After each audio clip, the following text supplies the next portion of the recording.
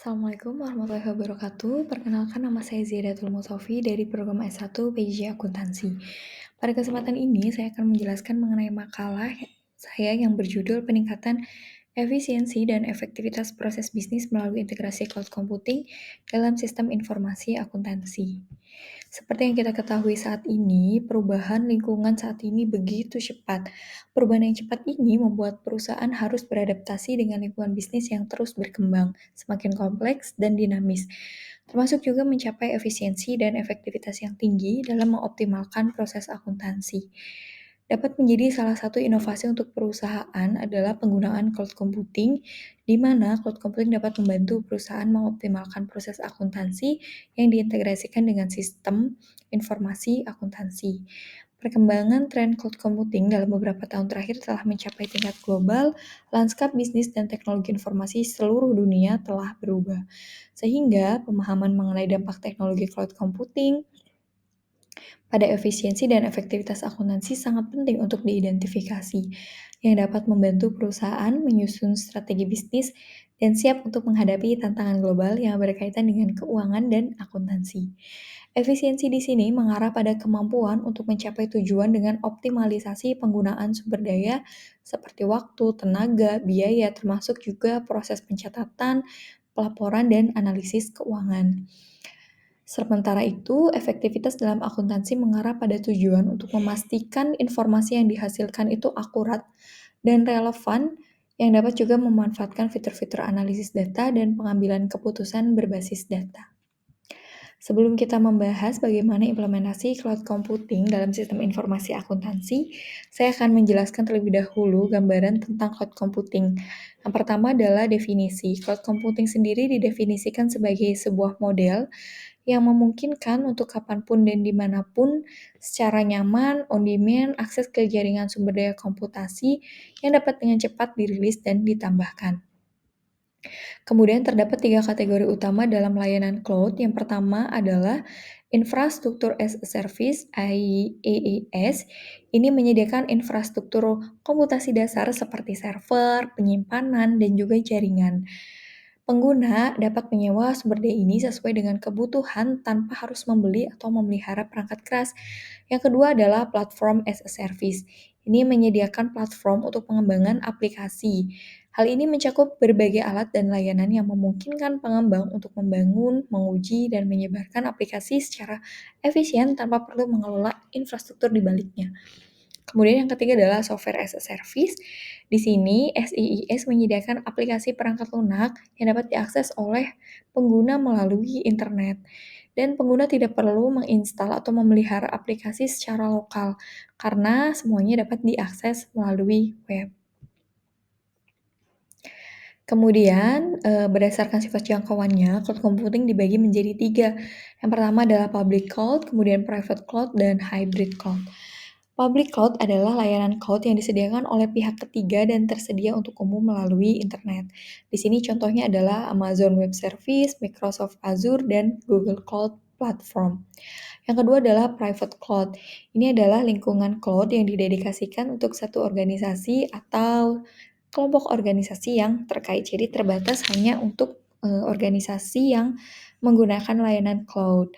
Kemudian yang ketiga hybrid, ini menggabungkan elemen dari public cloud dan private cloud untuk menciptakan lingkungan yang lebih fleksibel. Selanjutnya adalah implementasi cloud computing dalam sistem informasi akuntansi. Untuk mengimplementasikan cloud computing dalam sistem informasi akuntansi, yang pertama perlu dilakukan adalah analisis kebutuhan.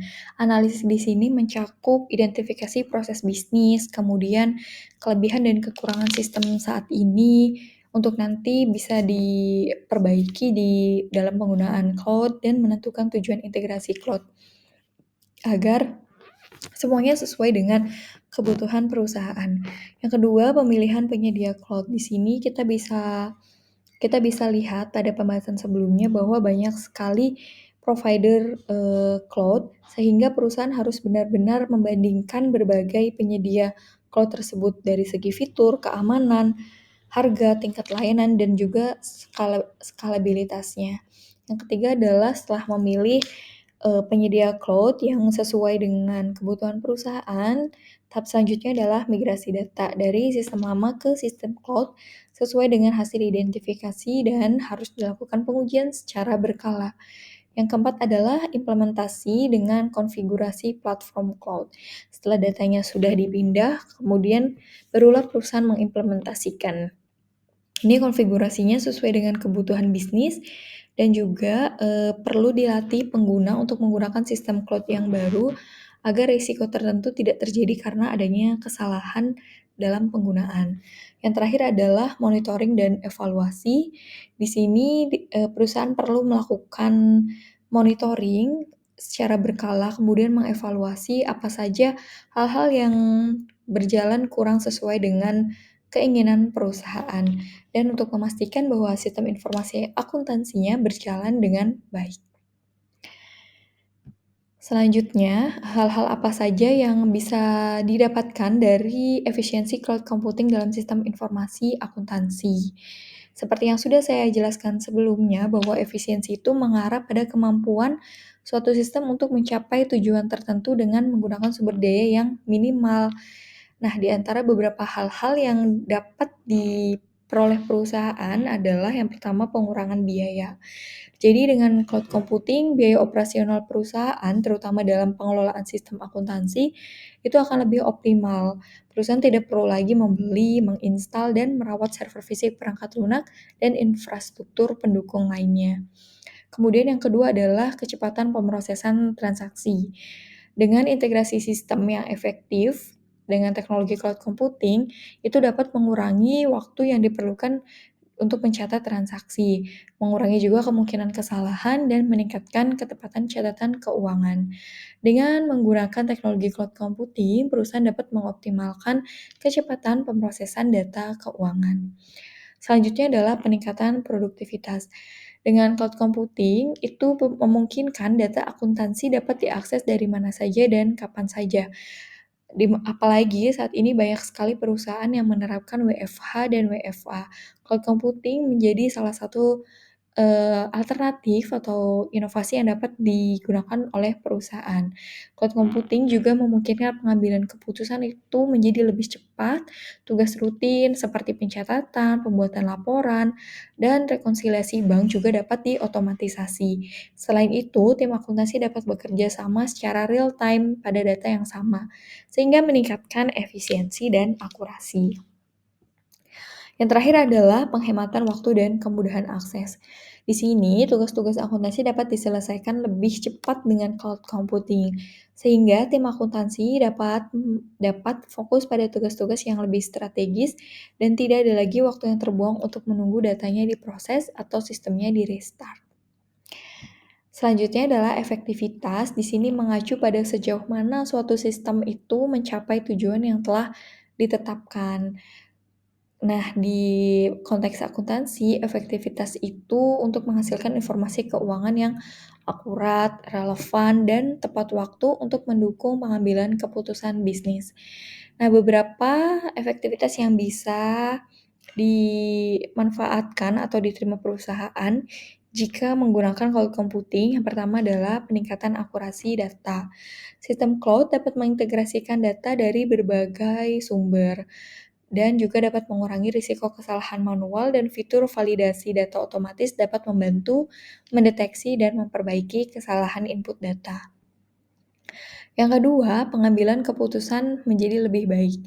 Alat analisis data berbasis cloud memungkinkan pengambilan keputusan yang lebih baik berdasarkan data yang akurat dan terkini, serta laporan keuangan dapat disesuaikan dan dihasilkan dengan cepat, memberikan wawasan yang lebih baik juga tentang kinerja bisnis. Yang ketiga adalah keamanan data yang lebih baik. Penyedia cloud umumnya memiliki pusat data yang sangat aman dengan berbagai lapisan perlindungan, dan data secara otomatis akan dicadangkan dan dapat dipulihkan dengan cepat jika terjadi bencana. Yang keempat adalah kepatuhan terhadap regulasi. Karena tadi kita menggunakan pihak ketiga atau penyedia cloud, sehingga sistemnya dapat dengan cepat disesuaikan dengan perubahan regulasi. Dan biasanya itu memiliki audit trail yang lengkap sehingga memudahkan dalam proses audit. Nah, dengan cloud computing, di sini perusahaan dapat mencapai efisiensi dan efektivitas dalam berbagai proses akuntansi dalam bisnisnya. Tadi seperti pemrosesan transaksi yang lebih cepat, pencatatan yang lebih akurat, dan analisis data yang lebih mendalam.